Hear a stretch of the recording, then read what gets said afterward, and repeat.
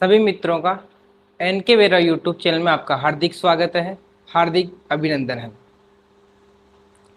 प्रिय दोस्तों, हम लोगों ने पिछले क्लास में समांतर रेखाओं के बारे में अध्ययन किया, उनके कोणों के मापन के बारे में अध्ययन किया, कोणों के बारे में हम लोगों ने अध्ययन किया।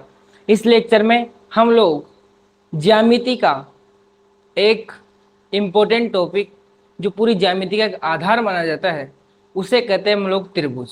पूरी ज्यामिति का आधार क्या है? त्रिभुज। हम लोग किसी भी आकृति को सिद्ध करते हैं, भले वो वर्त हो, भले वो आयत हो, भले और किसी अन्य आकृति को अपन लोग वहां पर सिद्ध करने वाले सवालों में हम लोग विशेष रूप से त्रिभुज बना के, और त्रिभुज में जो प्रमेय और त्रिभुज के जो फैक्ट यूज आते हैं, उन सभी का हम लोग क्या करते हैं, उसमें यूज करके उन चीजों को अपन लोग प्रूव कर लेते हैं।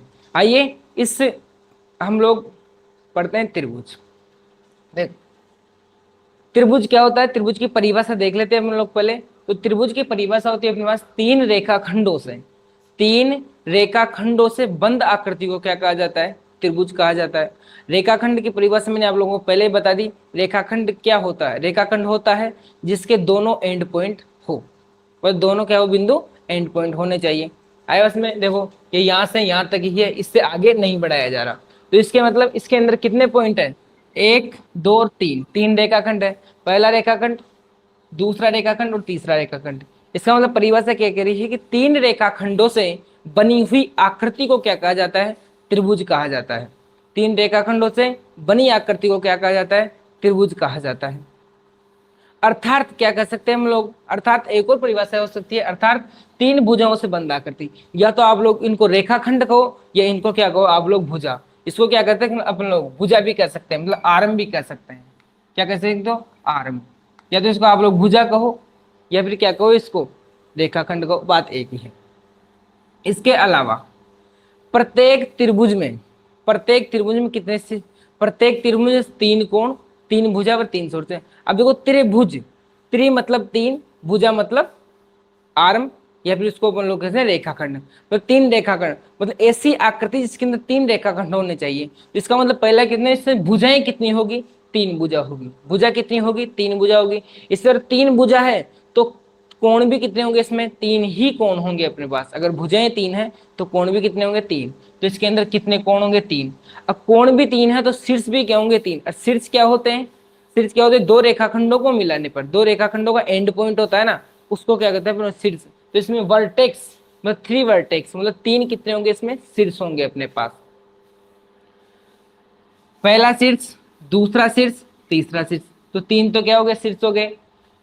पहली भुजा, दूसरी भुजा, तीसरी भुजा, तो 3 ही क्या हो गए इसमें? भुजा। एंगल की बात करें तो पहला एंगल, दूसरा एंगल, तीसरा एंगल। तो कोण भी कितने हो गए इसमें? 3 ही अपने पास कोण होते हैं। तो इससे क्या कहते हैं हम लोग? त्रिभुज कहते हैं। इसके अलावा यदि किसी बंद आकृति में, इसके अलावा एक प्रूव दैट मतलब जनरली चीज है कि अगर किसी आकृति में जितने भुजाएं होगी उतने ही क्या होंगे? इसमें अंतः कोण होंगे। अंतः कोण मतलब इसके अंदर वाले कोण। मतलब देखो, इसमें 3 भुजाएं, 1, 2 और 3, तो ये कोण कितने होंगे? इसमें 3 ही अंतः कोण होंगे। इसी प्रकार अपन लोग इसकी बात करें, चतुर्भुज की बात कर लेते हैं। देखो यहाँ पे मैं छोटा सा बना के बताऊं, चतुर्भुज। अब देखो ये चतुर्भुज है। अब चतुर्भुज के अंदर देखो 1, 2, 3, 4 भुजा है। तो इसका मतलब इसमें कोण भी कितने होंगे? इसके अंतः कोण भी कितने होंगे? इसके अंतः कोण भी 3 ही माने जाएंगे। अंतः कोण कितने माने जाएंगे? 3 ही माने जाएंगे। ये भी इसमें है।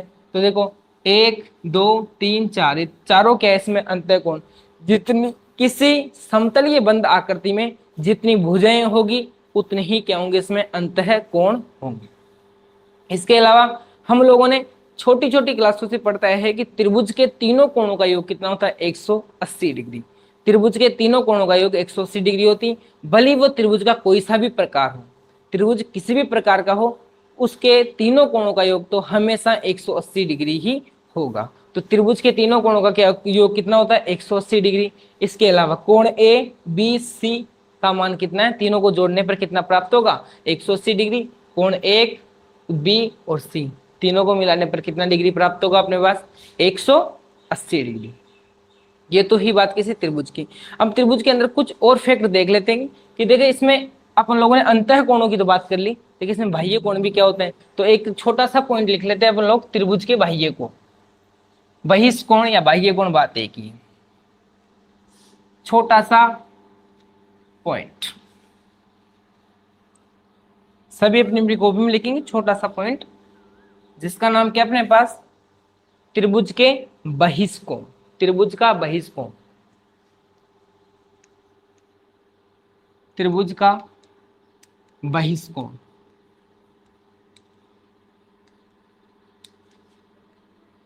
त्रिभुज का कौन सा कोण है इसमें, बहिष्कोण। अब देखो त्रिभुज का बहिष्कोण क्या होता है, अगर त्रिभुज की तीनों भुजाओं को अगर मैं आगे बढ़ा दूं, त्रिभुज की तीनों भुजाओं को अगर मैं आगे बढ़ा दूं, तो जो कोण बनता है वो क्या होता है, इसका बहिष्कोण होता है। देखो यहां से किस प्रकार, ये कोई त्रिभुज है अपने पास, ये त्रिभुज है, अगर इस त्रिभुज की मान लो इस भुजा को, इस पूरे इस भुजा को क्या कर दिया मैंने, आगे तक बढ़ा दिया, इस भुजा को इधर आगे तक बढ़ा दिया, और ये वाली भुजा है ना, इसको भी मैंने क्या कर दिया, यहां तक बढ़ा दिया, तो जो कोण बनते हैं वो क्या कहलाएंगे, इसमें त्रिभुज के बहिष्कोण कहलाएंगे। देखो ये वाला कोण बाहर, अब देखो ये त्रिभुज के बाहर है, ये कोण, ये क्या है, त्रिभुज के बाहर कोण बना हुआ है, तो ये कौन सा, बहिष्कोण, मतलब बाहर वाला कोण हो जाएगा। इसी प्रकार देखो इस त्रिभुज के बाहर यहाँ भी बना हुआ है, और यहाँ भी क्या है, इसमें बना हुआ है, तो कितने कोण बन सकते हैं इसमें भाई, ये बहिष्कोण, बहिष्कोणों की संख्या भी कितनी हो सकती है, 3 हो सकती है। तो 1 2 और 3, तीन ही कोण कितने होंगे इसमें, बहिष्कोण भी कितने होंगे, 3 होंगे अपने पास। यहाँ तक का आया, आप लोगों को समझ में आ गया होगा, यहाँ पर अच्छी तरीके से आप लोगों को समझ में आ गया होगा बहिष्कोण क्या होता है। इसके अलावा बहिष्कोण क्या होता है आप लोगों को समझ में आ गया होगा, आप लोग इसमें ध्यान रखें, लिखवाने का इसमें कुछ भी नहीं है। त्रिभुज के बहिष्कोणों का मान, एक विशेष रूप से ध्यान रखें कि त्रिभुज के बहिष्कोणों का मान उसकी सम्मुख भुजाओं के, उसकी अंतराभिमुख, अंतराभिमुख दोनों भुजाओं के, अंतराभिमुख दोनों भुजाओं के अंतःकोणों के योग के बराबर होता है। अंतराभिमुख दोनों भुजाओं के अंतःकोण के बराबर होता है। देखो कौन से अंतराभिमुख कोण है उसको भी ध्यान रखें आप लोग। इसका मतलब क्या है, जो मैंने लिखवाया उसका मतलब एक मतलब उसका मतलब है अपने पास क्या, कि त्रिभुज का बहिष्कोण का मान किसके बराबर होगा, उसके अंतराभिमुख दोनों भुजाएं ना उसके बराबर। तो इसके अंदर परिभाषा आप लोग कि त्रिभुज के किसी बहिष्कोण का, त्रिभुज के किसी बहिष्कोण का मान, लिख लेता हूं अपन लोग यहाँ पे, त्रिभुज के किसी बहिष्कोण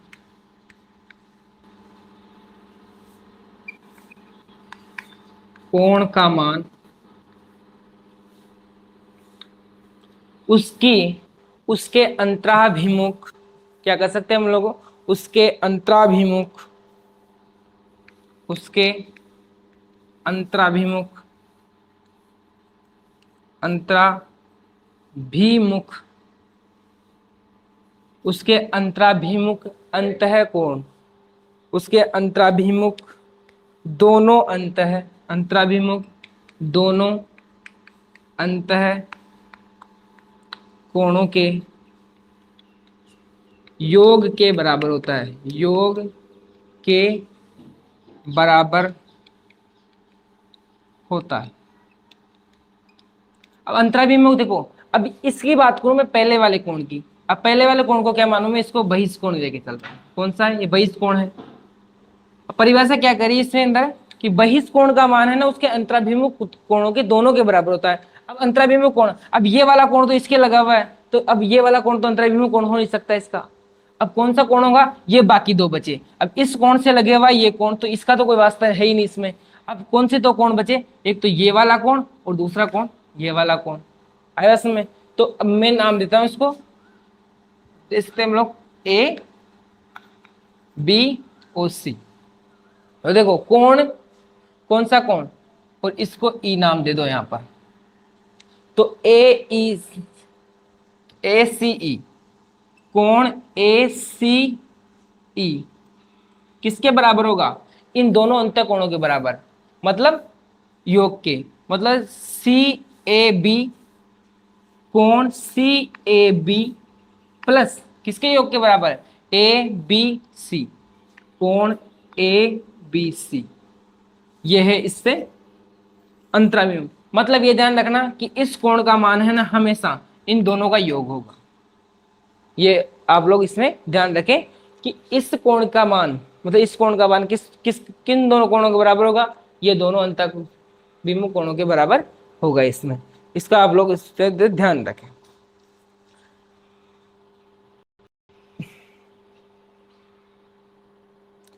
त्रिभुज कब बनेगा? जब त्रिभुज की दो भुजाओं का योग अगर तीसरी भुजा से अधिक है। त्रिभुज की दो भुजाओं का योग अगर तीसरी भुजा से अधिक है, जब भी क्या बनेगा? वो त्रिभुज बनेगा। तो एक चीज अपन लोग इसको उतार लिए होंगे आप लोग, मैं इसको मिटा रहा हूं।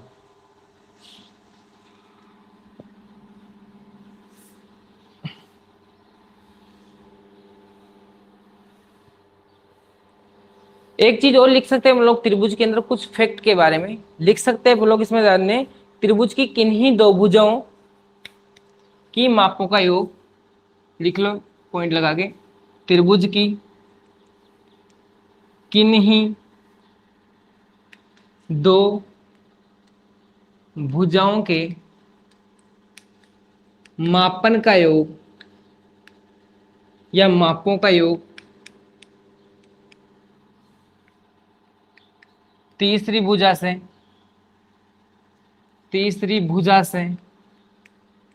हमेशा अधिक होता है। हमेशा अधिक होता है।